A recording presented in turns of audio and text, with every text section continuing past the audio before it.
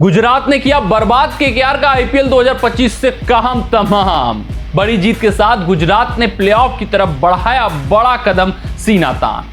यार दो अलग अलग कहानियां घटी हैं। एक गुजरात टाइटंस जो कि लिमिटेड टीम, एक गुजरात टाइटंस जिसके पास ना ही नामचीन बल्लेबाज ना ही नामचीन गेंदबाज, वो इस वक्त पॉइंट्स टेबल में टॉप की हुई है। तो वहीं कोलकाता नाइट राइडर्स एक चैंपियन टीम। इस टीम में अगर आप बल्लेबाजी विभाग उठाकर देखोगे गुरु, तो एक से बढ़कर एक T20 स्पेशलिस्ट बल्लेबाज, एक से बढ़कर एक फिनिशर, एक से बढ़कर एक नामचीन T20 विध्वंसक गेंदबाज। उसके बाद यह टीम इस वक्त एक एक मुकाबले जीतने के लिए तरस रही है। वहीं गुजरात टाइटंस अपने लिमिटेशंस के बावजूद हर मुकाबले अपने नाम करती हुई दिख रही है।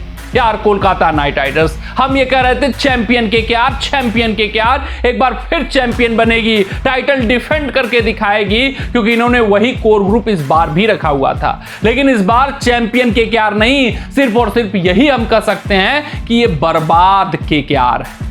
हाँ यार, बर्बाद केकेआर आप समझ ही चुके होंगे क्यों बर्बाद है। अगर बात करें इनके ओपनिंग जोड़ी की, तो वहां पर वो क्लिक करती हुई नहीं दिख रही है। सुनील नरेन क्विंटन डिकॉक के साथ कुछ मुकाबलों में गए, आपने देखा कि क्विंटन डिकॉक सुनील नरेन दोनों का क्या कुछ हंस रहा।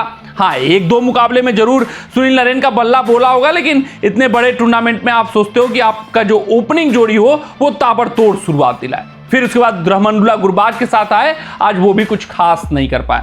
नंबर 3 पर एक खिलाड़ी रहाड़े, हर एक मुकाबले में इन्होंने भार संभाला है, लेकिन उसके बाद सबका ठंडा गरम संस्करण गया है। खासकर इनके लिए सबसे बड़े फेलियर साबित हुए वेंकटेश अय्यर। 23.75 करोड़ की बोली इनके ऊपर लगाई गई थी, लेकिन इन्होंने तो पूरी तरीके से नया डुबाई है। हर एक मुकाबले में अगर केकेआर जीता हुआ मुकाबला कोई हारी है, तो वेंकटेश अय्यर ने उसमें गेंद खेला हुआ है। वेंकटेश अय्यर कल्प्रिट रहे हैं भाई साहब केकेआर के इस हार के। बात करें केकेआर के इस बुरे संस्करण के, क्योंकि अगर आपको लखनऊ सुपर जायंट्स का मुकाबला याद होगा, वहां पर रहाड़े जब तक क्रीज पर थे, जब तक वेंकटेश अय्यर नहीं आए हुए थे, मुकाबला भारत केकेआर के हित में जा रहा था। लेकिन एकाएक रहाड़े आउट होते हैं, जब वेंकटेश अय्यर के ऊपर दायित्व होता है कि आप हिट करिए, तो वो गेंद खाते हैं। फिर आज का मुकाबला आप देख सकते हैं, रहाड़े एक तरफ से हिट कर रहे थे, जो ही वेंकटेश अय्यर आते हैं पूरी तरीके से बाउंड्री सूख जाती है। वेंकटेश अय्यर 19 गेंदों पर 14 रन बनाते हैं आज के मुकाबले में। और अगर हम आगे बढ़े तो वैसा ही कुछ रिंकू सिंह का संस्करण रहा है। रमनदीप सिंह को ये फिक्स नहीं कर पाए कि आखिरकार खिलाएं कहां खिलाएं, और रसेल समाप्त हैं। ये मानिए रसेल को रिलीज किया जाएगा।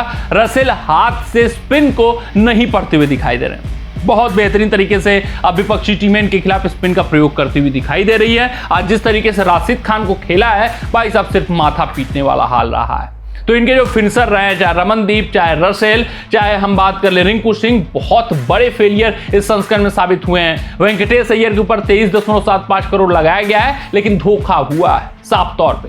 वहीं गुजरात टाइटंस, ये टीम खास है यार। ये टीम अपने लिमिटेशन समझती है, ये टीम अपनी खामियां पहले जानती है। स्ट्रेंथ तो वो समझते ही हैं, लेकिन वो खामियां जानते हैं कि क्या कुछ करना है, फिर उस स्ट्रेंथ पर वर्क करते हैं कि परफेक्ट कर लेना है। भाई साहब इनकी गेंदबाजी में कोई बड़ा गेंदबाज नहीं है। क्या किशोर रबाडा एक बड़े नाम थे, वो भी छोड़कर चले गए।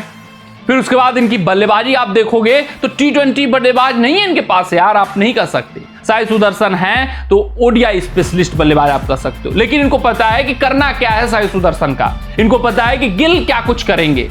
हाँ, एक बल्लेबाज जॉस बटलर, तो ये प्लान्ड वे में आते हैं कि साई सुदर्शन, शुभमन गिल 8 ओवर 10 ओवर खेलेंगे, बटलर जाएंगे नंबर 3 पर, वो हिटिंग करेंगे वहां से। फिर उसके बाद जो फिनिशर हैं वो काफी कमजोर हैं, चाहे रदरफोर्ड हो, चाहे शाहरुख खान हो, चाहे राहुल तेवतिया हो, बहुत बड़े खिलाड़ी नहीं है ये सब, लेकिन सबको पता है कि करना क्या है, कब आएगी बैटिंग, क्या कुछ रोल उतने में निभा देना है। तो वो लिमिटेशंस में वर्क करते हैं और वो सफल होते हैं। वही गुजरात टाइटंस के राज है सफलता की।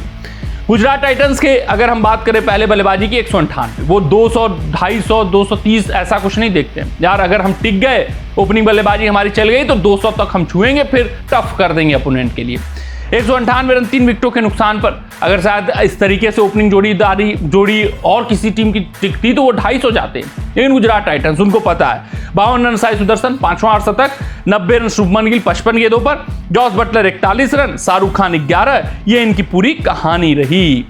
वहीं पर अगर हम बात करें गेंदबाजी विभाग की, तो न आज वरुण चक्रवर्ती के नाम विकेट रहा, न नरेन के नाम विकेट रहा, तो आप समझ सकते हैं कि ये बैकफायर होगा ही। आप समझ सकते हैं कि ये 158 रन बने हैं क्योंकि चक्रवर्ती और नरेन के नाम विकेट नहीं रहे।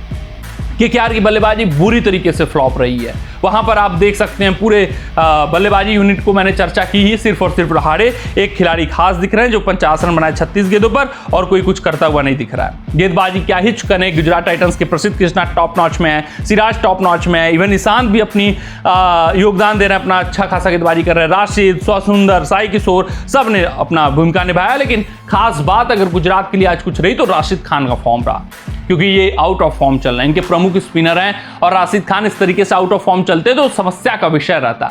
लेकिन तब तक साई किशोर ने जिम्मेदारी थामी थी, सुंदर को जब भी मौका मिलता था सुंदर अच्छा खेलते थे, और यहाँ पे अगर मैं बात करूं तो अच्छा खासा आज राशिद खान ने खेला। ये गुजरात टाइटंस के लिए बड़ी बात, एक बड़ी जीत गुजरात टाइटंस को मिली है। वो 12 पॉइंट ले चुके हैं अगर मैं बात करूं पॉइंट्स टेबल की 8 मुकाबलों में, और इनको यहाँ से अगर मैं बात करूं टॉप 4 में पहुंचना सुनिश्चित करना है तो 2 और मुकाबले, 16 पॉइंटों पर नतीजा तय हो जाएगा, 18 पे फिक्स्ड क्वालिफिकेशन हो जाएगा।